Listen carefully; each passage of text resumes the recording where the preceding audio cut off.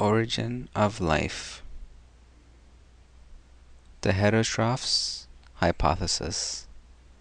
The first forms of life lacked the ability to synthesize their own nutrients. The first form of life lacked the ability to synthesize their own nutrients. They required performed molecules. These organisms were heterotrophs, which depended upon outside sources for food. The primitive seas contained simple inorganic and organic compounds, such as salts, methane, ammonia, hydrogen, and water. Energy was present in the form of heat, electricity, solar radiation, including X-rays and ultraviolet light, cosmic rays, and radioactivity. The presence of these building blocks and energy may have led to the synthesis of simple inorganic molecules such as sugars, amino acids, purines, and pyrimidines. These molecules dissolved in the primordial soup, and after many years, the simple monomeric molecules combined to form a supply of macromolecules. 1. Evidence of organic synthesis. In 1953, Stanley L. Miller set out to demonstrate that the application of ultraviolet radiation, heat, or a combination of these to a mixture of methane, hydrogen, ammonia, and water could result in the formation of complex organic molecules. Miller set up an apparatus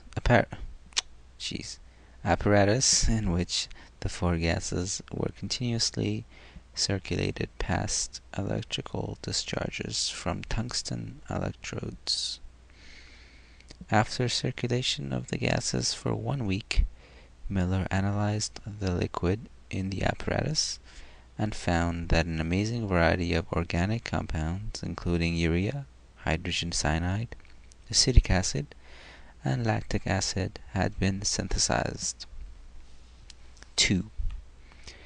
Formation of primitive cells.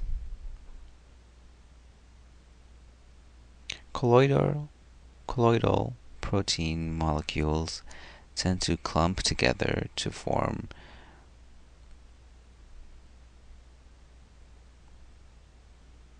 droplets. These droplets tend to absorb and incorporate substances from the surrounding environment. In addition to the droplets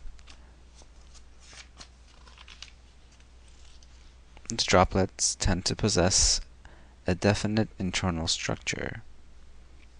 It is highly likely that such droplets developed on the early Earth. Although these were not living, they possess some properties normally associated with living organisms. Most of these systems were unstable. However, a few may have arisen that were stable enough to survive. A small percentage of the droplets possessing favorable characteristics eventually developed into the first primitive cells.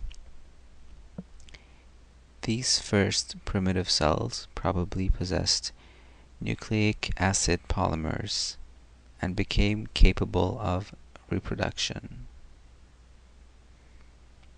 B. Development of autotrophs. The primitive heterotrophs slowly evolved complex biochemical pathways which enabled them to use a wider variety of nutrients. They evolved anaerobic respiratory processes to convert nutrients into energy. However, These organisms required nutrients at a faster rate than they could